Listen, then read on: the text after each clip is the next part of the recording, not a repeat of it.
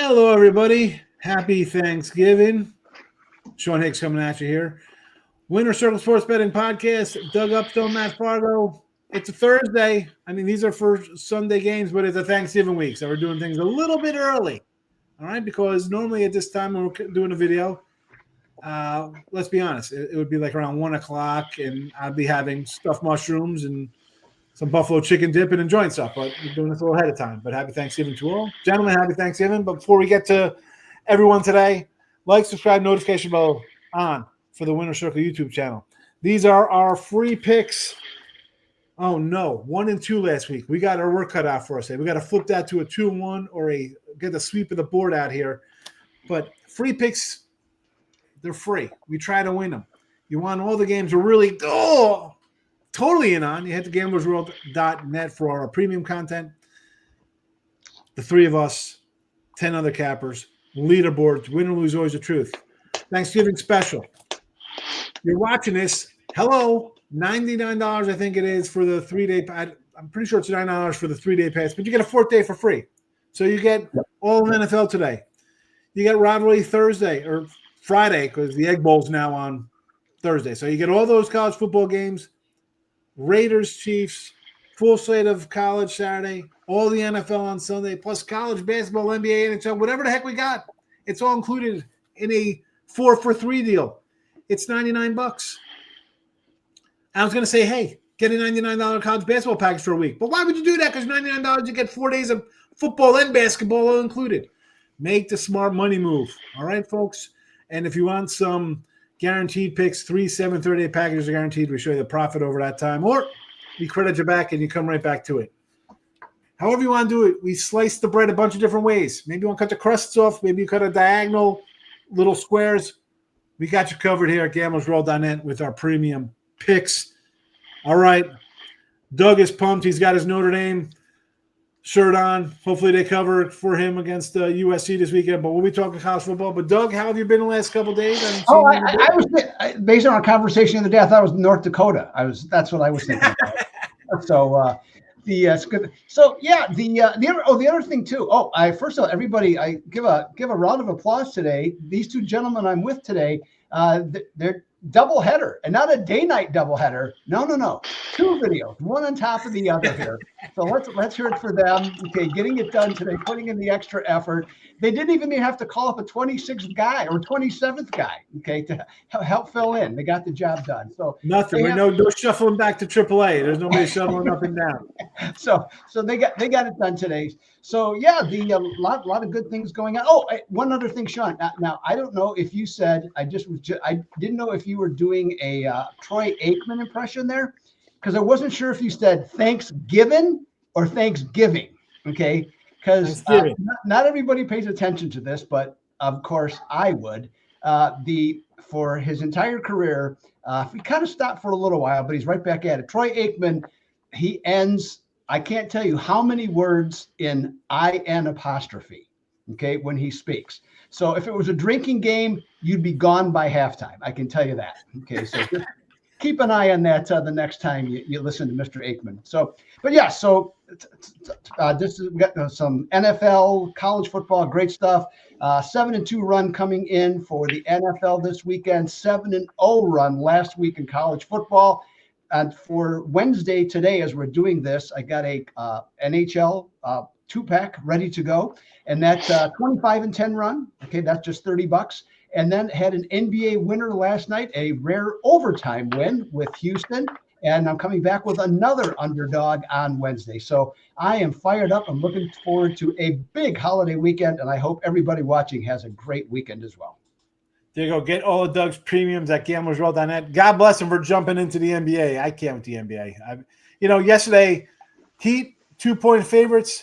Giannis goes out. They bump up to a 6. They lose outright. That's the kind of nonsense. It's tough for us to do a night before or even early in the day to get those things kind of done. But, and before I get to Matt, the Thanksgiving with the apostrophe, I say it because that's just my Jersey talk. Like I said, I'll roll an R onto different words like gorilla or something, the R, just randomness. But let's give him, couple games he got his little bell rung a little bit, bouncing off the turf a little bit. So he might have lost the G somewhere in the alphabet from taking too many hits. But Matt, again, good to see you, fella. What's happy Thanksgiving ×2. Tell the new viewers who don't like college football and are just going to watch the NFL video what you have in store for us at gamblertroll.net. Yeah, happy Thanksgiving, everyone. Hope everybody has a great time with their family, friends, and gets nice and fat food coma next few days. Looking at the NFL coming up. I'm going to have a couple plays on Thanksgiving, full card on Sunday, 43-34 year to date. So have a good year. Coming off a rough weekend for sure, but you know what happens. We all can't win every weekend, but I'm going to bounce back and get back into profits this weekend. For college football, I'll be having 3 plays on Friday, probably 5 to 6 on Saturday. So it's gonna be a full weekend card. College hoops going on the weekend, NBA. Yeah, it's gonna be a busy week, and everybody loves this week, Thanksgiving week. You know, it's a great time of year, but man, we're busy. There's a lot of sports going on. We have to coordinate everything we do here with running around with the family and eating all we can, and it's just a great week, but certainly a busy one. So we're talking Thanksgiving, tryptophan tomorrow. You'll be all pooped out by. Let's be honest. If we do this early enough, you could be kind of half asleep for a derelict giant Cowboy game, but then you got your second win for should be a good night game. Mm-hmm. That being said, turducken, John Madden, great football memories. You know, for me, Doug, like you were talking about, like, hey, man, let's talk about some old or what pops out of that, like, past Thanksgiving game for you. And number one for me, because I'm a Dallas fan, I think I had him that game, was the Leon Lett game. I mean, that is just such a wacky play. Like, what's it even say about the Leon Lett play? That one sticks out in my memory. And again, a lot of Cowboy stuff as a fan. I remember the Jason Garrett game when he came in, and maybe that's why Jerry Jones stuck with him for so long as a coach. I have no idea why. I just remember like Randy Moss one day just going off on, I think, them, where Green Bay just rolled them. But I'm biased towards my Cowboy memories, but I don't know. Doug, you got any like good ones you remember? Well, there's 3 different things that I think of offhand. One of them, so we always had when I was younger, we always had Thanksgiving at our house. Usually right around 40 people. Okay, come over down the basement, eat downstairs, and one of the things, always tried to eat right after the first game. Well, as it turns out, that game was Detroit and Chicago went to overtime. So most everybody there was a Bear fan. And so Detroit kicks off, forget his first name, but his last name was Williams, kick returner. He takes the kickoff all the way back in overtime to win. So everybody at the table standing up, cheering, they're going nuts, you know, just as we're turning the food around. I remember my mom looking at it like she was about to lose her mind with everybody acting like that and stuff. So that was one for me. Another one, actually, a lot of them for me, a lot of times at night, especially back in those days, before there was the Sunday night NFL game, was whether it be the Egg Bowls or there was other ones, okay, really good games.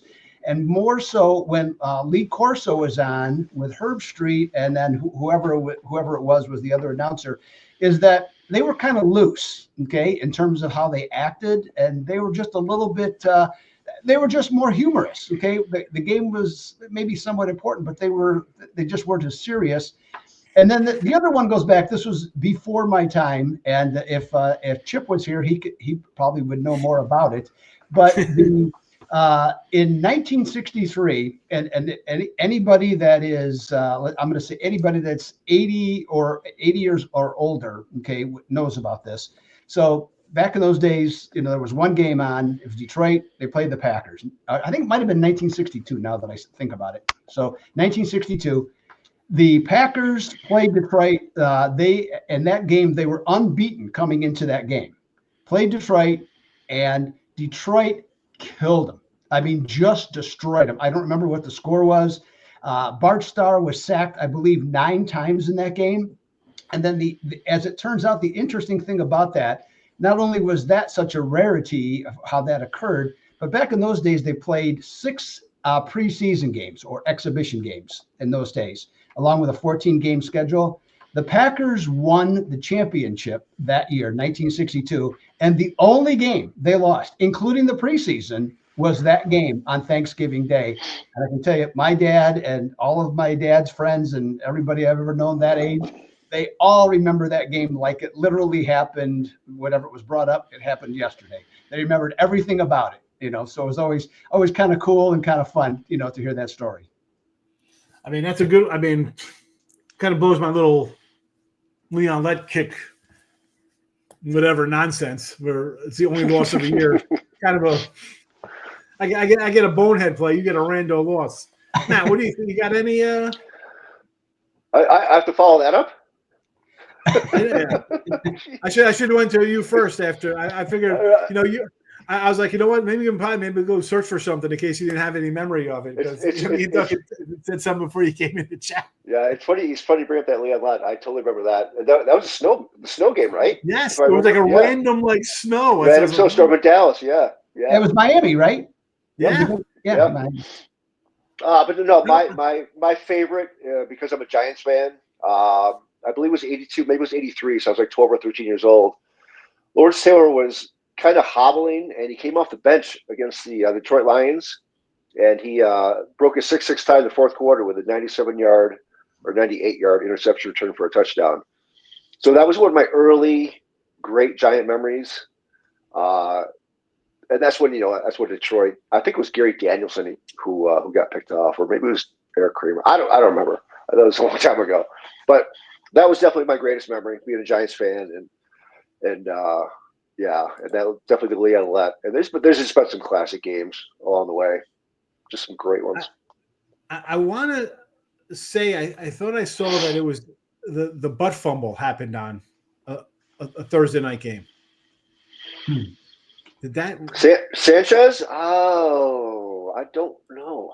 Yeah, I don't know that either. That's a good question. That's a good question. There was a lot of good Dallas Washington games too over the years. Yeah. On Thanksgiving, there was a number of those.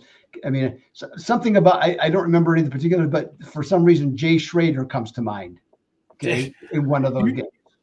I mean, Lions Cowboys are always like the thing, and the Lions are always like some kind of ho-hum kind of game. But Dallas, you knew in the 80s they had good teams, 70s they had good teams, 80s they got bad later in the year. But I think people forget 80, 81 too. They went to 3 straight championship games. They were still a talented team, and the 90s teams were a Super Bowl. They always had some good ones, especially in the 90s. Like they played Green Bay a lot. Green Bay, wild games with Favre and them, just back and forth kind of good stuff. And then in the early 2000s, I remember I think we're playing like the Broncos, who were still kind of pretty good. I think they had Broncos always had some kind of running back who come in there and chew them up or something.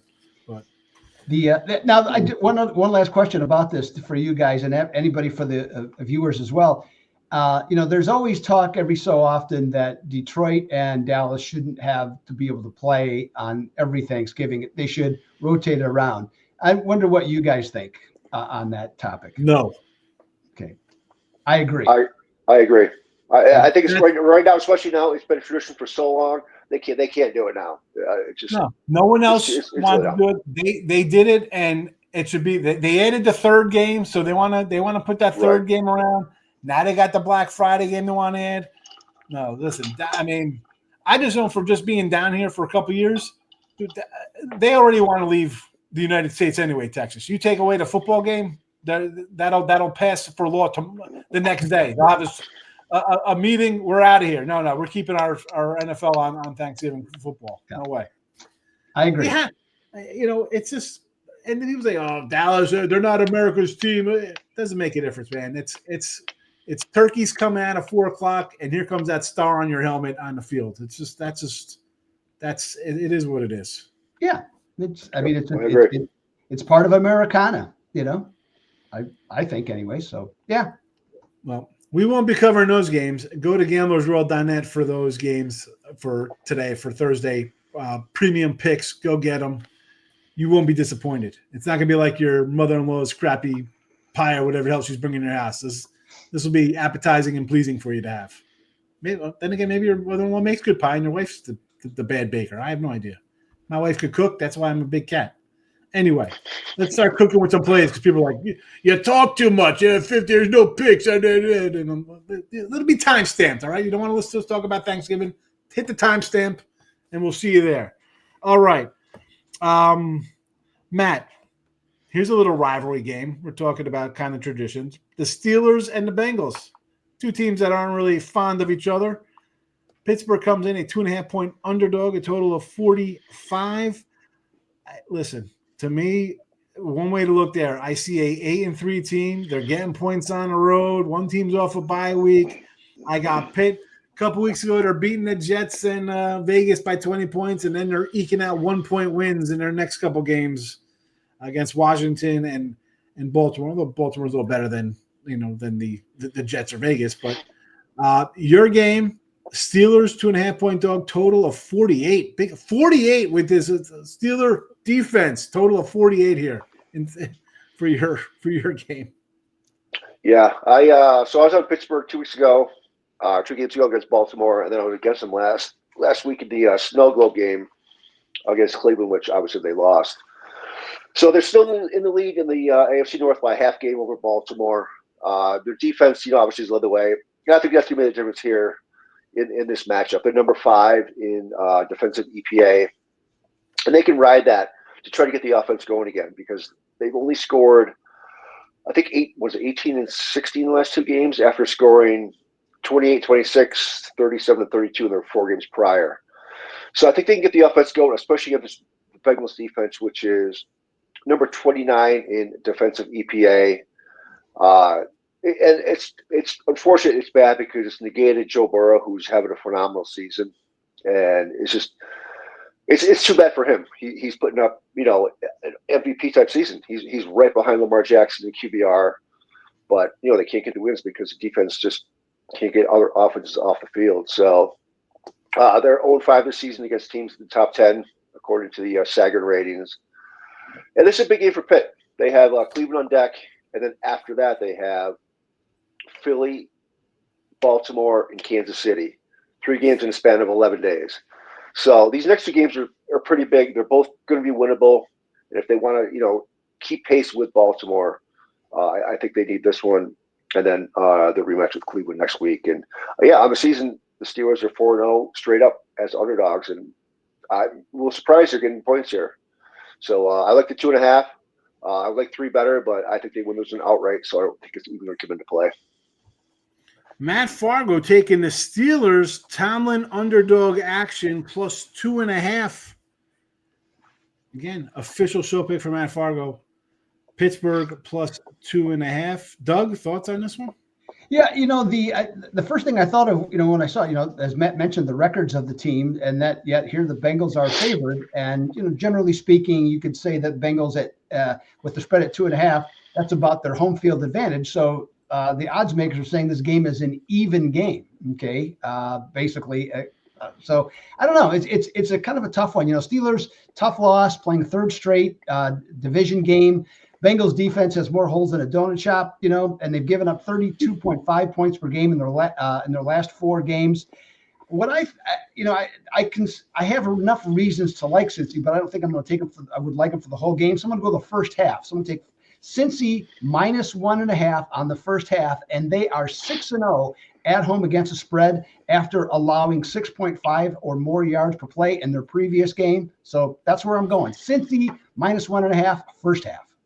All right, first half look there from Doug. And I'm leaning there Cincy too as well. I know you want Tomlin as a dog, but again, you look at the 8-3, 4-7 team. Not that Cincy's totally out of it, but this is a tough stretch for Pitt. I mean, Matt mentioned their second half run. People are like penciling, like, oh, these guys are for real. Well, they got to play everybody in the division. They just played Cleveland. They got to play everybody 2 times coming down the stretch. You got Kansas City and Philly in there as well. Good luck. Pittsburgh Steelers plus 2.5 here for Matt as his official video pick here. Again, Matt's on a 17-11. That's 61%, by the way, run in the NFL. Go get his primos at gambleworld.net. Next game up, speaking of the AFC North, this one's a pretty good one here. Not rivals, but they're close enough that their fan bases probably don't like each other. The Baltimore Ravens versus Philadelphia. Ravens are a 3-point fave here at home. We saw both of these guys in primetime action last night. We got a 51.5. So 2 short weeks, kind of right, Sunday night and Monday nights. Everybody see these teams have pretty good dominant performances. What is the look here? Who's going to be in the letdown spot after the big primetime win? Somebody's got to lose one, but man, this line was 2.5. It was 3. It went down to 2.5 after the Philly win, back up to 3 after the Ravens win. What are you thinking? This is a tough one here. I think a lot of offense, but this is your game. Yes, on this one, I'm kind of. And by the way, don't these teams play every year in the preseason? I think they do, if I'm not mistaken. So that so you talk about proximity, that kind of fits into play here. I don't really know what the right side is. I'll be honest with you, but what I'm looking at is the total. It's 51.5. Hasn't moved. So we got Lamar Jackson and a bunch of really good receivers, okay, on Baltimore. And, oh, by the way, some guy named Derrick Henry to run the ball. Then we go to Philadelphia. Speaking of running backs, how's that Saquon Barkley guy doing? He looks like he's doing okay, from what I can tell. Not too shabby. Then you add in Jalen Hurts, and Jalen Hurts is a different quarterback when A.J. Brown plays. He's much better throwing the ball, much better passer, and he's going up an improved Ravens defense because they moved from 32nd to 31st this week, okay, in terms of their pass defense. So they have that going for them. So Baltimore, 10-2 over the season. So that's how they roll. Since last year, they are 8-1 over against teams averaging 7 or more passing yards per attempt. This game's at Baltimore. I think we're going to see a high-scoring game. Give me the over 51.5. Over 51.5 for Doug Upstone here. Baltimore, Philly. I write it down because I do come in with the records the next week. I say how we do. Over 51.5 for Doug here as a video pick. Matt, thoughts? I'm leaning towards Baltimore and the over in this game. Philly's won seven straight right now. Mm-hmm. I think a home field advantage is going to be a key factor for Baltimore, and I think the big factor here in the total is Barkley and Henry. Like, it depends how many carries they're going to end up getting, which can tend to slow the game down because it keeps the clock moving. So, but Hurts is playing great right now. Lamar's playing great. He's been playing great all year. So I think it'll be more of a balanced attack on each side, which I think will favor the over in this game. And I do lean Baltimore. I just think it's Philly's due for a loss. I mean, they've had 1, 2, 3 straight, pretty relatively easy wins. The Jacksonville game, which was the surprising one, which wasn't. But I like Baltimore at home, and I do like the over. As Doug mentioned, Baltimore's 10-2 to the over this year. The offense can score at will, it seems like, and their defense. That's something left to be desired as well. It hasn't been good all year, and I think Philadelphia can take advantage of that. So, over 51, I think it's a good play. Well, I mean, you mentioned running backs. Both guys, I mean, we've seen Henry, and I talked about this on the Monday Night Live show. This guy just busts one. You got the big yardage from him, right? You see big yardage, but in a lot of these games, he has huge runs, 80 yards, 65. Saquon's the same way. So you couldn't get a broken play. Both of these defensives, we've seen the Ravens blow games. Eagles, again, new. They're kind of riding into form with their new coordinators, as you mentioned, 7 in a row. But I could see just the backs. Yeah, the clock's going to run, but are we going to see a run of 40 or more yards here? I won't be shocked to see a multiple kind of big runs out of these guys, especially out of the Ravens backfield, because you got Lamar where if he pulls it down and takes off, well, good luck there. I mean, I like the overplay as well here. We'll make it a trifecta of overs here with this game, 51.5. Official play, Doug, over 51.5. Again, this is his free pick. Head to gamblersworld.net for his premium stuff. You know how hot he's been in hockey, NBA, college and NFL football, college. It's everything's there. Gamblersworld.net for Doug and Matt and myself. Now, I'm going to be doing a game in a second, but the butt fumble play, November 22nd, 2012, it was on Thanksgiving. I had to pull it up because I was like, I thought it was for some reason. Like, it's stuck in my head. I don't know why. It's still, the Leon Lett one's more important to me. I formation, Sanchez under center, Lex Hilliard, the fullback, broken play. He fakes a toss. The other guys thought it was a running play. Runs into the guy in front of him who was Brandon Moore. And then you got the butt fumble, folks. There you go. Hilarious 49-19 loss, 35 points in the second quarter for the Patriots. Guess the over was in play that day. Never in doubt with a 49 spot for one team. Anyway, Texans and the Jaguars for me here. Texans are a 4-point road favorite. This has come down here, total of 43.5. This is so easy to do here, right? Because you got the Texans 17-4 straight up last 21 for the Jaguars. This is what we call easy money, right? Of course it is, because we're taking the Jaguars, baby, here. Again, I get a bye week. I get a home dog. I got revenge for, what was the game, 24-20, 4 or 5 weeks ago, whatever it was. And I have a hodgepodge quarterback situation. You're going to meet Trevor Lawrence, who's 2-12 in his last 14 starts. I love it. More reason to like the money line. Is it Mac Jones playing for his NFL survival? I do not care. I'm taking the Jaguars. This is one of those games that just kind of jumps at me. I liked them at 6. I liked them at 5. It's 4. Did I put the money line in? I don't remember what I even typed in here. If I have it at the money line at plus 190 or I put the Jaguars plus 4. But you do as you will. I don't care because I think they're winning outright. You want the 4 because you're scared? Don't be scared, folks, because you're the same folks you're going to put like 5 teams in a money line parlay laying 1,800 on games. Don't be scared of the plus 190. Jaguars are going to win this game, and that is that. I like to say a thing. I like, go get the pen out. Get your pen out. Come back here on Sunday night or Monday morning or the Monday Live or whatever and be like, oh, you were right. Or you can come in here and make fun of me. I don't care. I'm standing by what I got to say here. Jaguars, put my money where my mouth is.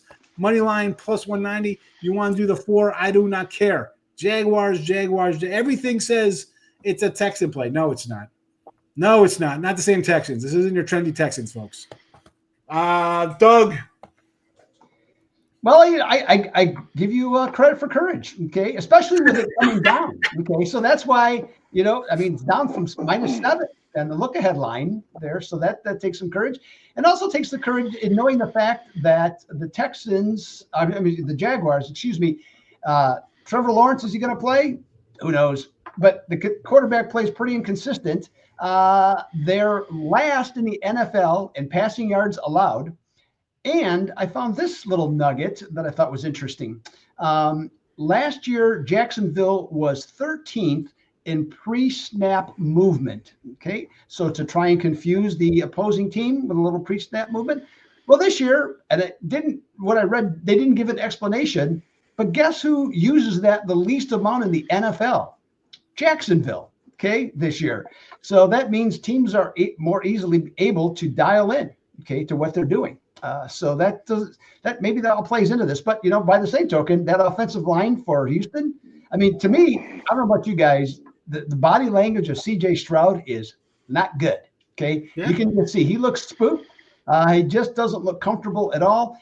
Their defense, it comes in number 5 in total defense, but they're 15th in points allowed. So that's kind of a odd thing here. So I'm going to do something I said earlier. First half, I think Houston, in terms of the game, comes to play in similar fashion that they did against Dallas. They know they can win this game, and I think they come to play. So I'm going to take them on the first half line. And I also like the fact that Houston is 6-0 against the first half line, against defenses allowing 5.56 or more yards per play. And they're 8-1 in the first half when the total is 21.5 to 24.5. And it's officially 21.5 as of right now. So I'm going to go Texans minus the 2.5 on the first half. All right. I don't like your courage. I think you're taking the easy way out. Exactly. I'm not. I'm not. Why would you take a team that's 4-17 and on a 2-12 run with their starting quarterback? I just don't. Well, first of all, I don't like the game at all. So let's just get that out there. And I admire you for doing that and actually staking.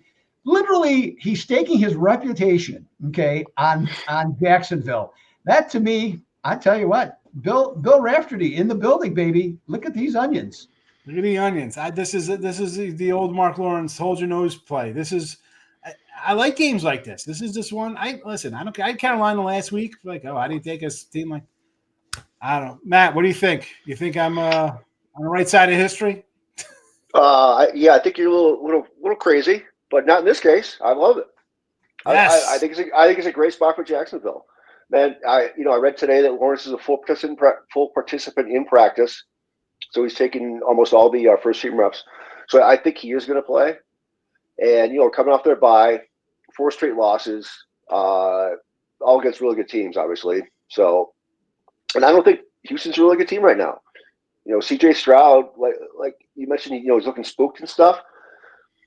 Last 4 games, passer ratings, 59.2, 64.2, 77.7, 78.7.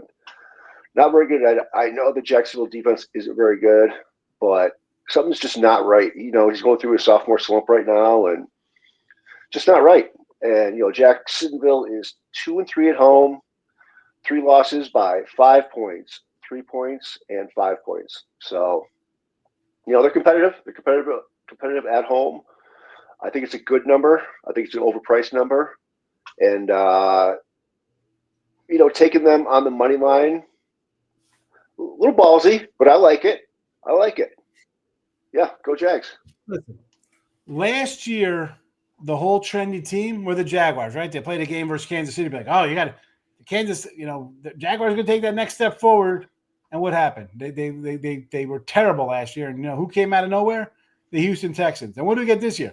CJ Stroud for MVP. This guy's awesome. He only had 3. Yeah, well, hi. We got a year of you and your coach, and then you get.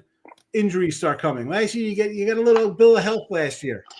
Not the same. I know you're kind of working the offensive line back, but hello, this happens in the NFL. The trend, the little trendy teams. The next year, they are not where they've been. At least the last couple of years, it's been that case. 4. The question I have though about Trevor Lawrence is, I wonder, since he's been in this horrible slump, if he stopped using Head and Shoulders. Because he clearly loves his hair, and so with that, I wonder if he happened to change shampoos and change it up. So, Trevor, if you're watching, Sean's got your full support. Okay, right now, he backs you. He's thinking about you. He knows you can get the job done. So if you're not using Head and Shoulders, please go back, turn the whole thing around here. Listen, I know the guy's got a couple more bucks in me. He could do a little better hair care. But you know what, Trevor? Shave that off. Then you just got to go a couple days a week. You shave your head. Like twice a week I'll do it. Trim it up.